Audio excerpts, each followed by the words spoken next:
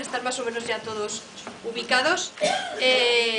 Gracias por haber venido. Me alegra mucho ver a gente que hemos estado viendo durante toda esta semana en el aula Mergelina y ayer también aquí. Perdón, no soy yo tampoco. Ahora sí. Decía que me alegra mucho ver a muchas personas que han estado estos días también en el aula Mergelina, también a los que estuvieron ayer en la sede de la Fundación. Yo quería agradeceros, si me dejáis que os tutee, el habernos acompañado durante toda esta semana. Mañana todavía hay otras 2 oportunidades de participar en la ofrenda floral, que sabéis que organiza el Grupito Óscar Romero, y por la tarde en un festival que queremos sirva de homenaje para seguir recordando, y nos encantará también que podáis estar allí. Os agradecemos la atención, también quería aprovechar para agradecer la atención y el cariño que nos han dispensado los compañeros de la prensa, porque muchas veces sin su presencia y sin su atención y sin sus informaciones ni sus crónicas, nada de esto se conocería ni aquí ni fuera, porque hay cosas que han llegado muy lejos y también quería agradecérselo.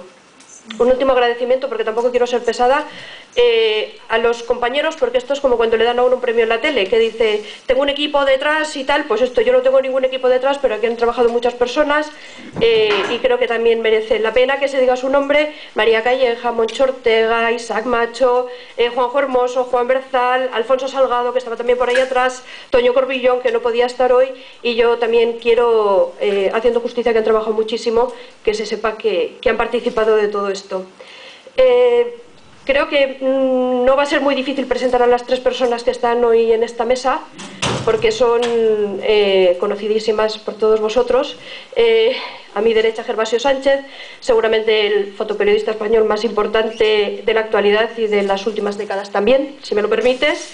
Él entró en contacto con Centroamérica, recuerdo que me contó un día, a raíz de una colaboración que hacía con Amnistía Internacional, y cuando terminó la carrera decidió marcharse a aquella zona para ver si todo aquello que él había leído en aquellos informes era así, ¿no? Allí entabló esa relación con Centroamérica, con El Salvador, y El Salvador ha sido una constante luego a lo largo de toda su trayectoria, periodística. El Salvador también representa una parte importante de algunas de sus series fotográficas, y es una persona que tiene los recuerdos muy vivos de toda aquella época, y muy en concreto de todo lo que pasó en El Salvador en la década de los 80. A Fernando Álvarez de Miranda, obviamente, tampoco hace falta presentarlo. Seguramente también uno de los políticos más fantásticos del siglo XX, uno de los más importantes. Ha sido presidente del Consejo Federal Español del Movimiento Europeo, ha sido defensor del pueblo, fue embajador de España en El Salvador entre los años 86 y 89.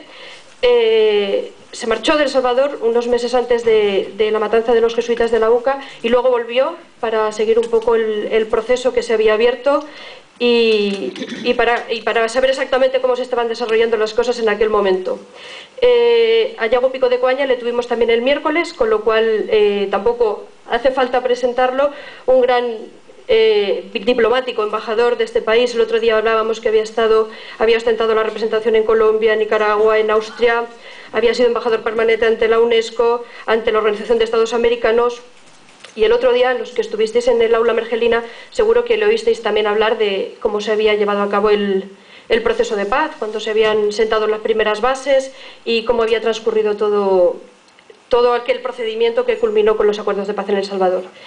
Creo que Gervasio es el primero que va a intervenir, y su intervención va a estar acompañada de unas fotos, lo cual es un lujo mucho más grande de lo que ya sería que hubiera venido sin las fotos, así que le emplazo que sea él a que os cuente todo. Y luego mi idea era que se estableciera un diálogo entre todos, y que esto se convirtiera en una cosa en la que se pudiera participar y que fuera dinámica. Así que lo dejo un poco en vuestra mano también. Gracias. Muchas gracias. La verdad es que cuando me plantearon venir aquí a este aniversario, sabiendo que tendría dificultades para ajustarme a la fecha, porque no sabía exactamente si iba a estar en España o fuera de España, en el momento que supe con seguridad que podía estar, dije que sí. Primero por varias razones: el asesinato de los jesuitas en El Salvador fue para mí uno de esos momentos más impactantes de mi vida profesional, que ya dura 30 años. Yo conocía a Ignacio Ellacuría, con el que solía hablar o encontrarme en los viajes que hacía a El Salvador en los años 80 cuando era muy joven. Segundo, porque acompañar en la mesa o sentirme acompañado o acompañar yo a dos personas a las que admiro, y no suelo admirar mucho a los diplomáticos. De verdad que la mayor parte de los diplomáticos que me he encontrado a lo largo de mi vida profesional son normalitos tirando para bajos, pero aquí verdaderamente coincido con dos grandes diplomáticos, Fernando Álvarez de Miranda, al que conocí cuando era embajador de España en El Salvador, y aunque él seguramente no se acuerda, pero yo sí que me acuerdo muy bien de que, a pesar de que yo no era nadie en aquel momento, prácticamente un desconocido, él siempre me trató con con gran respeto, y siempre me mantuvo la embajada de España abierta para un periodista como yo, que no era nada conocido, ni siquiera trabajaba para ningún medio importante, ¿no?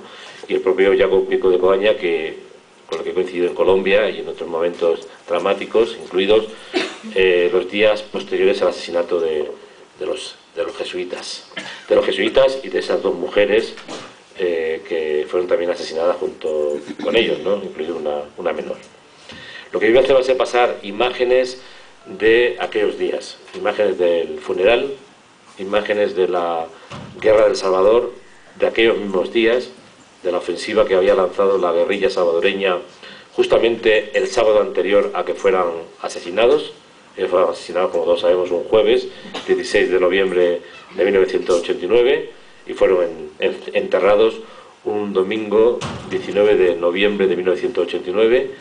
Yo ese jueves estaba en Río de Janeiro cubriendo las elecciones que iba a ganar el presidente Collor de Mello, que luego fue expulsado del poder por corrupto, y que además le ganó a Lula de Mello, ¿no? Que luego Lula da Silva, que luego fue presidente de Brasil. Y te recuerdo que estaba en la agencia EFE de Río de Janeiro cuando leí un cable de la agencia EFE dando a conocer que Ignacio Ellacuría y otros 5 jesuitas habían sido asesinados.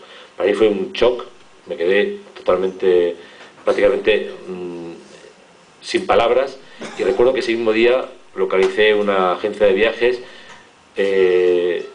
pedí un viaje a El Salvador vía Panamá, me gasté $999 de la época, que para mí era un dineral, y justo el sábado temprano por la mañana, el día antes del funeral de los jesuitas, el mismo día que estaba llegando un avión de España con Chencho Arias, con Yago y con algunos periodistas españoles que venían a recoger, venían a participar en el funeral y también a recoger a los españoles que querían salir de El Salvador en plena ofensiva de la guerrilla.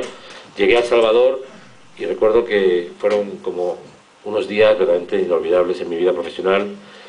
Y cuando Arantxa me planteó venir aquí, dije, bueno, voy a buscar las fotografías de aquella época. Finalmente, la semana pasada conseguí localizarlas, más o menos organizarlas, y ahora vamos a pasar un poco esas imágenes de esos momentos estelares.